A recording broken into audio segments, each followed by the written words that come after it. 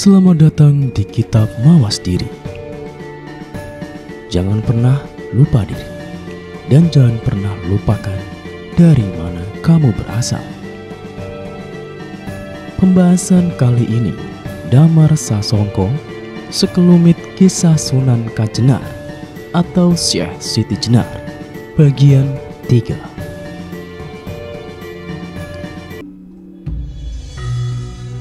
Ucapan Syekh Siti Jenar sangat besar dampaknya bagi image beliau.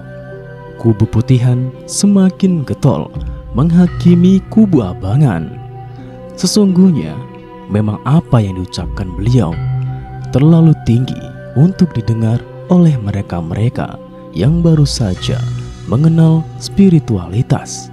Namun pada hakikatnya memang benarlah apa yang beliau ucapkan. Siapakah dia yang tak terbayangkan itu? Siapakah ruh manusia itu? Sesungguhnya tiada beda, ibarat udara yang terkurung dalam sebuah karet sintetis mainan anak-anak yang biasa disebut balon, dengan udara bebas yang ada di tempat terbuka. Apakah kita bisa membedakannya? Sebuah karet sintetis yang bernama balon ibarat sukma sarira atau badan halus, dan stula sarira atau badan kasar manusia. Dan udara yang terkurung di dalamnya ibarat atma sarira atau ruh. Dan udara yang di tempat terbuka adalah Brahman itu sendiri. Sukma sarira dan stula sarira, keduanya adalah produk praktik, produk alam yang muncul karena diadakan, karena diciptakan. Dan sesuatu yang diadakan, diciptakan dari ketiadaan, pasti akan memiliki limitasi, memiliki batas kegunaan, dan pada saatnya pasti akan berakhir. Oleh karenanya, kedua produk ini disebut produk maya, produk khayalan, produk fana. Sedangkan atma sarira atau ruh tidak diciptakan, tidak diadakan, dari dulu ada, sekarang, dan sampai selamanya. Atma sarira adalah bagian yang tak terpisahkan dari Brahman. Apabila atma sarira masih terbelenggu oleh sukma sarira dan stula sarira, tampaklah ia sebagai manusia. Namun apabila atma sarira atau ruh telah lepas dari belenggu sukma sarira dan stula sarira, maka apakah bisa dibedakan lagi mana atman, mana Brahman? Keduanya sudah menyatu lagi, sudah manunggal lagi. Inilah manunggaling kawula Gusti. Setiap kali Syekh Siti Jenar berzikir, dengan sendirinya beliau menangkap suara zikir yang berbunyi lain. Subhani, alhamdulillah, la ilaha illa ana wa ana al-akbar. Fa'budni atau maha suci aku, segala puji untukku, tiada Tuhan selain aku. Maha besar aku, sembahlah aku. Walaupun telinga beliau mendengarkan orang di sekitarnya membaca zikir subhanallah, alhamdulillahi, la ilaha illallah, Allahu akbar, fa'buduhu. Namun suara yang didengar sebaliknya, sebagai esensi bunyi hadis, man arofa nafsohu fakat arofa robbahu. Siapa yang mengenal diri sejatinya, sungguh dia telah tahu siapa Tuhannya. Dan Syekh Siti Jenar semakin memahami makna hadis Nabi Muhammad yang berbunyi, al-insan siriwa ana siruhu, atau manusia adalah rahasiaku dan aku adalah rahasianya. Apabila sudah mencapai puncak spiritualitas seperti ini, apabila sudah mencapai makam atau tingkat tajalli atau Allah terlihat nyata seperti ini, maka bisakah kita membedakan mana Yesus, mana Bapa? Bisakah kita membedakan mana Siddhartha, Gautara, mana Buddha? Bisakah kita membedakan mana Krishna, mana Bhagavan? Bisakah kita membedakan mana Syekh Siti Jenar? Mana? Mengapa kita bertengkar? Mengapa kita saling merasa paling benar? Dan yang merasa paling benar adalah mereka yang baru mempelajari kulit Islam, kulit Hindu, kulit Buddha, dan kulit Kristen. Mereka belum menemukan puncak kesadaran yang seharusnya mereka cari. Yang menjadi tujuan pengajaran Krishna, Buddha, Yesus, dan Muhammad. Mereka mengajarkan semua manusia untuk itu, bukan mengajarkan kulit luar yang berbeda-beda. Kulit luar hanya sekedar metode. Kulit luar hanya sebuah alat, sebuah sarana untuk mencapai tujuan ini. Sadarlah. Maka, bila Syekh Siti Jenar yang telah mampu melampaui belenggu sukma sarira atau nafas dan stula sarira atau jasad, walaupun nampaknya atma atau ruh, beliau masih terkurung oleh kedua produk fana, produk maya ini. Namun sesungguhnya ruh beliau telah menyatu lagi dengan maha ruh yang dulu pernah meniupkan ruh itu ke dalam nafas dan jasad, dalam naf atau sukma sarira beliau. Hanya tersisa naf mutmainah atau badan halus yang tenang, atau guna sattva atau watak sukma sarira yang stabil. Mengapa kita jadi terkecoh hanya karena beda istilah? Dari metode Islam disebut nafas mutmainah, dari metode Hindu disebut guna sattva. Apanya yang beda? Kecuali kalimatnya semata, kecuali kulit luar yang berupa kata-kata semata, sedangkan esensinya sama. Maka inilah yang saya maksud, jangan terjebak metode. Jangan diperbudak metode, karena jika Anda terjebak, Anda akan tersesat. Kisah Syekh Siti Jenar pun berlanjut seperti di bawah ini. Syekh lemah bang menepati janji, datang pada hari Jumat, tepat pada bulan Ramadan, bersamaan dengan tanggal 5, kumpulnya para aulia. Pada waktu malam hari, telah disiapkan tempat yang sepatutnya. Seluruh para wali hendak membahas masalah ilmu rasa atau ilmu sejati di Giri Gajah tempatnya, bermusyawarah tentang pencapaian masing-masing akan kebenaran yang agung atau yang maha agung untuk saling dinyatakan kepada semua yang hadir. Mereka yang tengah mendalami ilmu sejati, apabila tajam kesadarannya, akan terang pemahamannya. Begitulah orang yang berguru mendalami ilmu sejati, menyibak pusat rasanya rasa, menguliti segala perlambang dan simbolisme. Hanya dengan demikian intisari atau esensinya bisa didapatkan. Walaupun banyak bujangan atau berbagai metode dan konsep, intisari atau esensinya pasti sama. Tinggal bagaimana kesadaran kita mampu menangkapnya. Setelah genap semua yang hadir, Kanjeng Sinuhun Benang yang memulai, lantas Sinuhun Kalijaga, kemudian Sunan Cirebon atau Sunan Gunung Jati dan adik beliau tengah membicarakan cara menghadapi Syekh Lemah Bang, juga Sunan Majagung.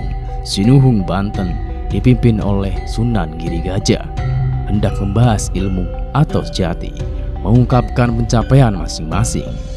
Jeng Sinuhun Ratu Giri memulai pembicaraan.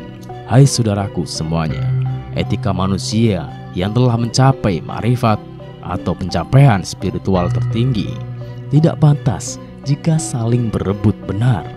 Maka dari itu, mari satukan pendapat dan saling ingat mengingatkan. Semua wali harus menyatu, jangan berbantahan sendiri-sendiri. Satukan pendapat kita tentang kebenaran Tuhan atau yang telah kita capai masing-masing. Lantas Sinuhun Benang memulai pertama kali menyampaikan pencapaian spiritual beliau.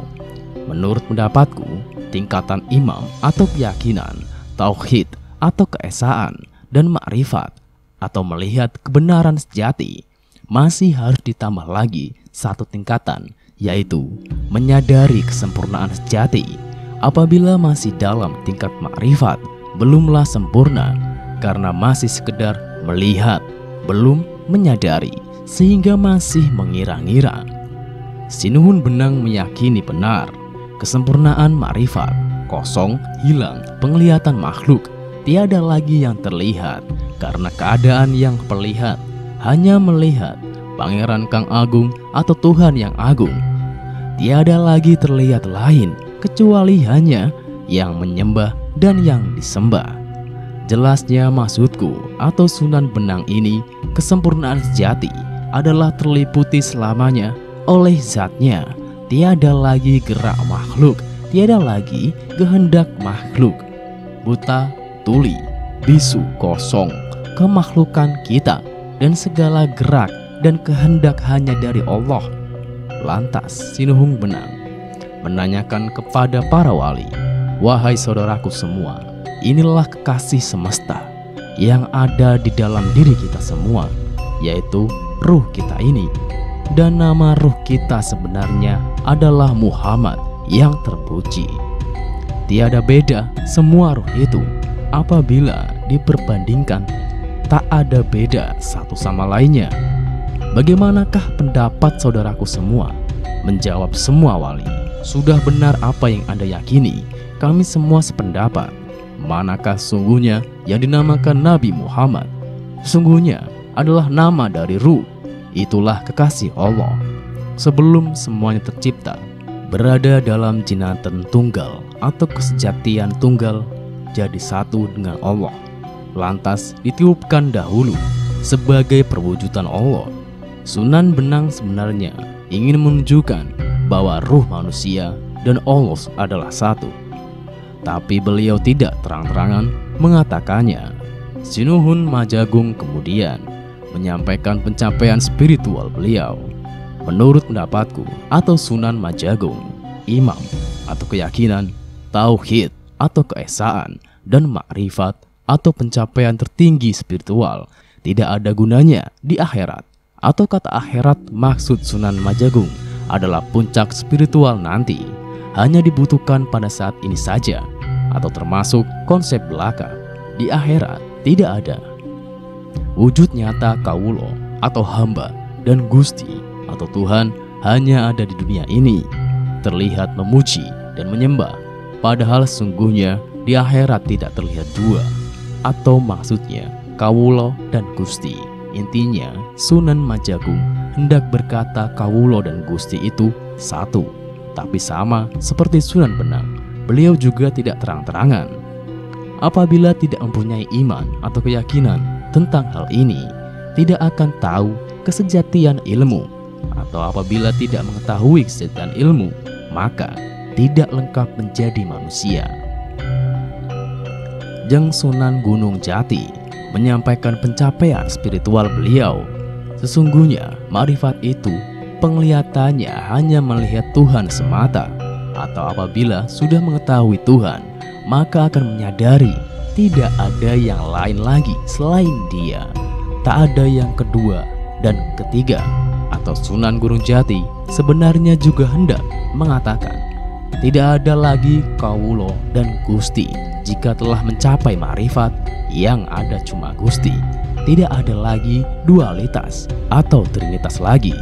Kawulo dan Gusti adalah satu, karena kawulo telah lebur ke dalam Gusti. Inilah tauhid, inilah keesaan.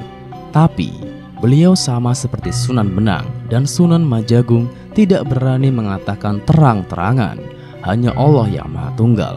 Sunan Kalijaga berbicara, menyampaikan pencapaian spiritual beliau.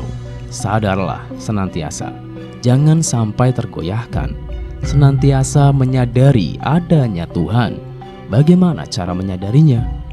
Bukankah Tuhan tidak berwujud? Sunan Kalijaga berbicara, menyampaikan pencapaian spiritual beliau. sadarlah senantiasa, jangan sampai tergoyahkan, senantiasa menyadari adanya Tuhan. Bagaimana cara menyadarinya? Bukankah Tuhan tidak berwujud, tidak berkedudukan di suatu tempat juga, tidak berbentuk, tidak ada wujudnya, tanpa ruang dan waktu? Sesungguhnya Allah tidak ada, atau Allah yang personil yang berpribadi seperti yang dipahami orang awam. Apabila begitu, sesungguhnya Allah itulah kekosongan abadi. Dia tidak berwujud, atau Sunan Kalijaga tidak mau membicarakan tentang kesatuan wujud atau wajibul wujud. Seperti yang lain, beliau hanya memberikan gambaran bahwasanya apa yang dinamakan Allah itu adalah kekosongan abadi yang mutlak, sumber segalanya. Jadi, jika kita menyatu lagi dengan yang mutlak itu, maka itu dimungkinkan. Sunan Kalijaga tidak mau membahas tentang manunggaling kawula Gusti, karena beliau sepaham dengan Syekh Siti Jenar. Syekh Bentong lantas berkata, menyampaikan pencapaian spiritual beliau yang disebut Allah sesungguhnya tak lain adalah kawula atau hamba ini juga yang menjadi kenyataan wujudnya, benar-benar nyata, adanya terlihat pada kawulonya, karena Gusti atau Tuhan dan kawulo atau hamba adalah satu. Syekh Bentong lebih berani berbicara. Terlihat di sini, Kanjeng Maulana Maghribi menyampaikan pencapaian spiritual beliau yang disebut Allah sungguhnya, wajibul wujud atau wujud yang harus ada. Atau Syekh Maulana Maghribi tidak mau berbicara dalam. Terlihat di sini, dan Syekh Lemah Bang kemudian berkata, jangan berputar-putar. Iya, ingsun iki Allah, atau iya, aku ini Tuhan. Nyatalah aku yang sejati, bergelar Prabu Satmata atau Raja bermata 6. Siva adalah avatara Brahman. Jika Siva bermata 3, maka Brahman bermata 6. Inilah maksud jargon spiritual waktu itu. Tidak ada lagi yang lain apa yang disebut Allah itu. Maulana Maghribi berkata, yang Anda tunjuk itu adalah jasad.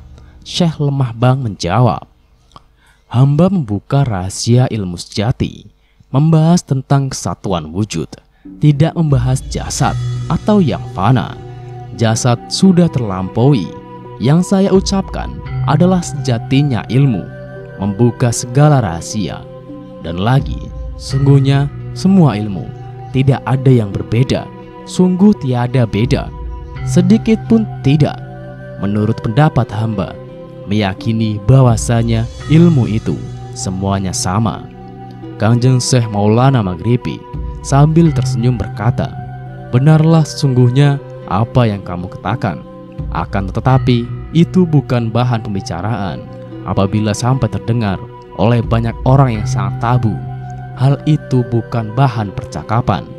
Ucapkanlah sendiri, jangan sampai terdengar oleh orang lain.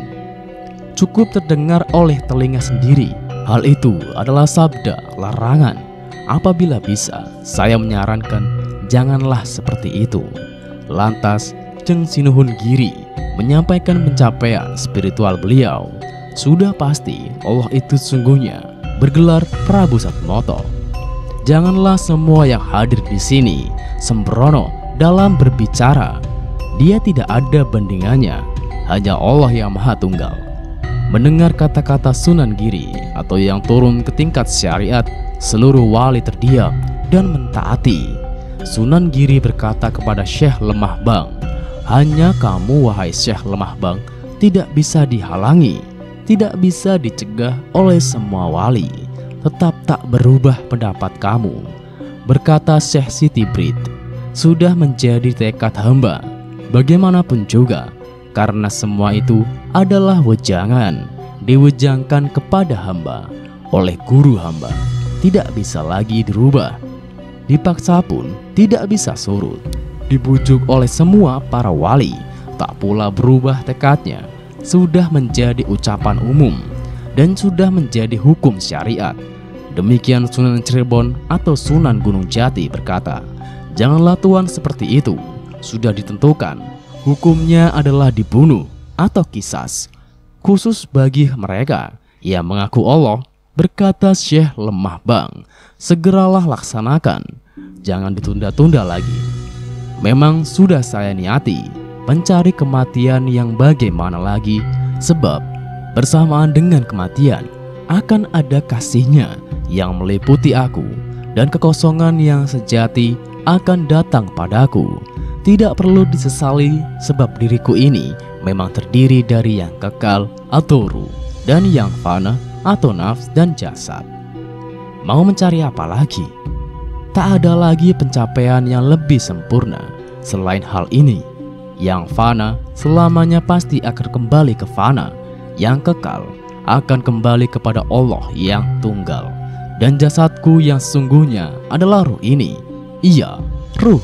Iya, Allah satu. Tauhid itu namanya. Satu kesatuan dalam kesejatian.